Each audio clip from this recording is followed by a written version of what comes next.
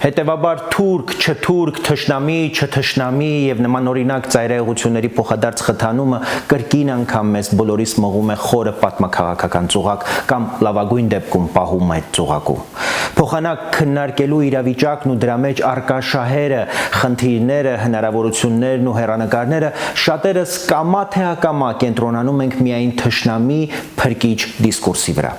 Կարող ենք ամբողջ ազգով հավաքվել հայ-թուրքական սահմանին ու գոռալ, որ թուրքը կամ Թուրքիան մեր թշնամին է։ Դրանից կփոխվի իրականությունը, դրանից ոչ մեր ուժը կավելանա, ոչ Թուրքիայի ուժը կպակասի։ Դրանից ոչինչ չի փոխվի, եւ հենց այդ անփոփոխելիությունն այն ծուղակն է, որում մեզ պահում են մեր թշնամիները։ Այդ ծուղակը ձևավորված է այնպես, որ հայկական պետականությունը ռեգիոնալ քաղաքականության մեջ փոփոխություններ կատարելու հնարավորություն եւ կարողություն չունենա։ Չփոխել ոչինչ նշանակում է պահպանել ռեգիոնում ռուս-թուրքական գերակայությունը, որը վերականգնվեց եւ ամրապնդվեց Արցախի դեմ պատերազմով եւ հայաթափմամբ։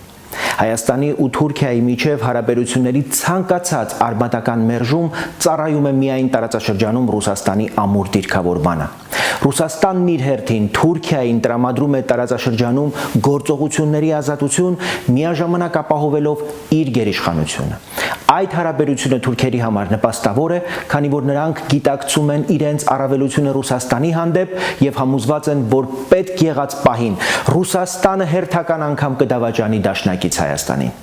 Եթե տարածաշրջանն իսկապես բացվի, Հայաստանում Թուրքիայի մրցակիցները կարող են դառնալ Միացյալ Նահանգները, Ֆրանսիան, Հնդկաստանը, Եվրամիությունը կամ այլ ուժեր, որոնց հետ մրցակցության մեջ Թուրքիան մեղմ ասած որևէ առավելություն չունի ի տարբերություն Ռուսաստանի հետ հարաբերությունների։ Ահա այստեղ է, որ ծուղակը դառնում է առավել ակնհայտ։ Մեր հակառակորդների նպատակն է արտաքին քաղաքականության մեջ հայ հասարակության ուշադրությունը շեղել բուն խնդիրներից, տարածաշրջանային իրական քաղաքականության, հնարավորությունների եւ շահերի քննարկման փոխարեն կենտրոնանալ զգացմունքային եւ անպտուղ հակադրությունների վրա։